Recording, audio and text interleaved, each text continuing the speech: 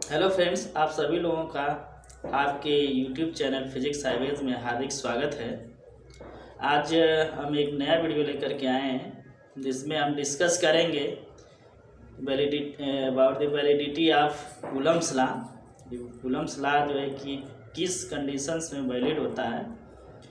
और इससे पहले जो है कि कूलम्स लॉ की वैलिडिटी से पहले आप यदि इसके पहले जो 2 लेक्चर्स हमने बनाए हैं कूलम्स लॉ पर, Coulomb's law in scalar form और Coulomb's law in vector form, यदि उसको आपने नहीं देखा है तो डिस्क्रिप्शन बॉक्स में इसका लिंक दिया हुआ है, उसे आप पहले देख लीजिए और उसके बाद जो है कि इस वीडियो को देखिए तो ये जो है कि ज़्यादा बेटर समझ में आएगा।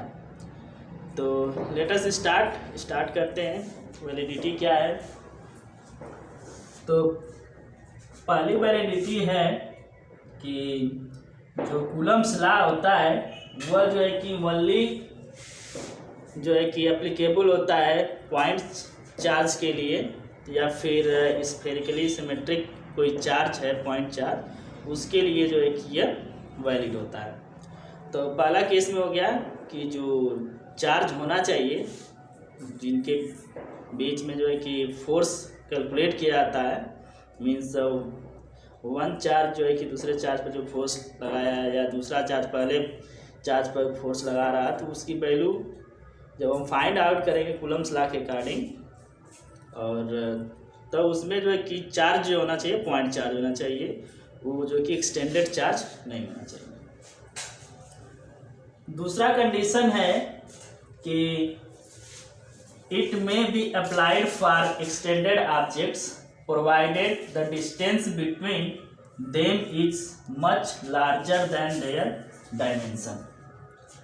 तो दूसरा ये है कि पॉइंट चार्ज के अलावा हम एक्सटेंडेड कोई ऑब्जेक्ट है जिसका साइज डायमेंशन थोड़ा लार्ज है, पॉइंट चार्ज की तरह नहीं है, उसमें भी हम अप्लाई कर सकते हैं कूलम्स लॉ को, बशर्ते इसमें कंडीशन होनी चाहिए कि जो 2 चार्ज हैं Q1 और Q2, उनके बीच का जो सेपरेशन है वो जो है कि उसके डायमेंशन के कंपैरेटिवली जो है कि लार्ज होना चाहिए, बहुत ज़्यादा होनी चाहिए डिस्टेंस, तब जो है कि हम एक्सटेंडेड ऑब्जेक्ट के लिए कूलम्स लॉ को हम अप्लाई कर सकते हैं, अदरवाइज अप्लाई नहीं कर सकते। नेक्स्ट वैलिडिटी है कि separation between the charges must be greater than nuclear distance।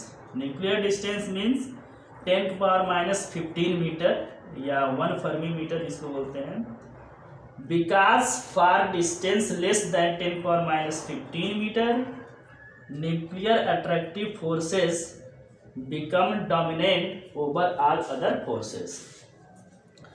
तो तीसरी जो कंडीशन है वैलिडिटी के लिए वो ये है कि जो 2 पॉइंट चार्जेस हैं जिनके बीच में हमें कूलम फोर्स, अट्रैक्टिव या रिपल्सिव फोर्स जो है कि कैलकुलेट करना है, उनके बीच में एक सफिशिएंट डिस्टेंस होना चाहिए, और वह डिस्टेंस जो है कि न्यूक्लियर डिस्टेंस जो कि 10⁻⁻15 मीटर होता है, जिसको हम फर्मी मीटर भी बोलते हैं, 1 फर्मी, उससे जो है कि ज़्यादा होनी चाहिए। उससे यदि कम होगा डिस्टेंस तो जितने भी अदर फोर्स हैं वो जो है कि वैलिड नहीं, डोमिनेट नहीं होते हैं, और इस लेंथ में, इस डिस्टेंस के अंदर जो है लेस दैन 10⁻⁻15 मीटर, यहाँ पर जो है कि न्यूक्लियर फोर्स जो है कि अट्रैक्टिव हो जाता है, डोमिनेटिंग हो जाता है।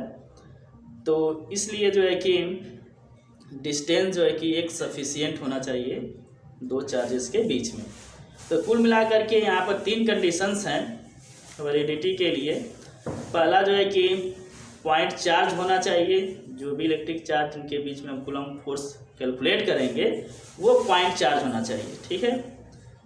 और उसकी जो सिमेट्री होनी चाहिए वो स्फेरिकल होनी चाहिए, स्फेरिकली सिमेट्रिक होना चाहिए चार्ज, ठीक है। वो कोई जो है कि ज़्यादा जिगजैग टाइप का चार्ज डिस्ट्रीब्यूशन नहीं होना चाहिए। और दूसरा कंडीशन है कि हम एक्सटेंडेड ऑब्जेक्ट के लिए कूलम्स लॉ फॉलो कर सकते, लगा सकते, अप्लाई कर सकते हैं उसके लिए जो है कि जो डिस्टेंस है, सेपरेशन है दो चार्ज के बीच का, वो उनके डायमेंशन से क्या होना चाहिए, कंपैरेटिवली लार्ज होना चाहिए। तीसरा कंडीशन है कि दो चार्ज के बीच में जो सेपरेशन है वो nuclear distance that is 1 fermi metre से ज़्यादा होनी चाहिए। लेस होने पर वहाँ पर न्यूक्लियर फोर्स डोमिनेट हो जाता है, बाकी जितने भी फोर्स होते हैं, इलेक्ट्रोस्टैटिक फोर्स या ग्रेविटेशनल फोर्स या दूसरे भी फोर्सेस, वे सारे के सारे क्या जाते हैं, डोमिनेटिंग नहीं रह जाते। तो यहाँ पर जो है कि ये 3 कंडीशंस हैं वैलिडिटी के लिए। अब आते हैं, बात करते हैं कि यह प्रोसेस जो है कि इंस्टेंटेनियस होता है या नहीं होता है। तो इंस्टेंटेनियस के बात करते हैं तो कूलम्ब्स लॉ जो होता है ये इंस्टेंटेनियस प्रोसेस नहीं होता है। इसका इफ़ेक्ट दिखने के लिए जो है कि टाइम लगता है, टाइम डिले इसमें होता है। तो इसके लिए हम एक हाइपोथेटिकल थियरी की बात करेंगे। तो इसके लिए हम मान लेते हैं कि हमारे पास 2 चार्जेस हैं, Q1 प्लस Q1 और प्लस Q2 चार्ज, 2 चार्जेस हैं। सपोज दैट कि इनके बीच का जो डिस्टेंस है वह 1 लाइट ईयर है। 1 लाइट ईयर डिस्टेंस वह डिस्टेंस है जब जो है कि कोई लाइट जो है कि 1 ईयर में जितना डिस्टेंस ट्रेवल कर लेती है उस डिस्टेंस को हम 1 लाइट ईयर बोलते हैं। यह ऑलमोस्ट 10⁻16 मीटर के आसपास होता है डिस्टेंस। ये मान लेते हैं कैसा है। और यहाँ पर Q1 और Q2 जो चार्जेस हैं वो स्टेशनरी हैं, इसमें कोई मूवमेंट नहीं हो रहा है। और इस 1 लाइट ईयर डिस्टेंस को हम स्मॉल r से डिनोट कर रहे हैं। तो Q2 चार्ज पर Q1 चार्ज की वजह से एक फोर्स वर्क करेगा जिसका मैग्नीट्यूड जो होगा F21 और ये होगा 1/4 पाई एप्सिलॉन 0 Q1 Q2 अपान r स्क्वायर, Q2 Q1 अपान r स्क्वायर होगा। और जो है कि Q2 चार्ज की वजह से Q1 पर जो फोर्स होगा उसका मैग्नीट्यूड जो होगा, जिसको हम डिनोट करें F12 से, और ये मैग्नीट्यूड होगा 1/4 पाई एप्सिलॉन 0 Q1 Q2 अपान r स्क्वायर। यह जो है कि मान लेते हैं कि 1 दिसंबर 2020 की ये सिचुएशन है जहाँ पर ये दोनों चार्ज स्टेशनरी हैं और दोनों पर ये फोर्स जो है कि इतना लग रहा है 1/4 पाई एप्सिलॉन 0 Q1 Q2 अपान r स्क्वायर, और यहाँ पर भी वही फोर्स लग रहा है। दोनों का मैग्नीट्यूड क्या है, सेम है। Q1 और Q2 जो फोर्स लग रहा है वो सेम है मैग्नीट्यूड, बट इनका जो डायरेक्शन है वो अपोजिट है। तो यहाँ पर हम लिख सकते हैं F12 माइनस F21। तो यहाँ पर इक्वल और अपोजिट फोर्स लग रहा है, दैट मीन्स न्यूटन्स का जो थर्ड लॉ है वह यहाँ पर अप्लाई हो रहा है, यहाँ पर अप्लीकेबल है न्यूटन्स थर्ड लॉ। और न्यूटन्स थर्ड लॉ जो है कि एनी हाउ लीनियर मोमेंटम के कंजर्वेशन से भी रिलेटेड है।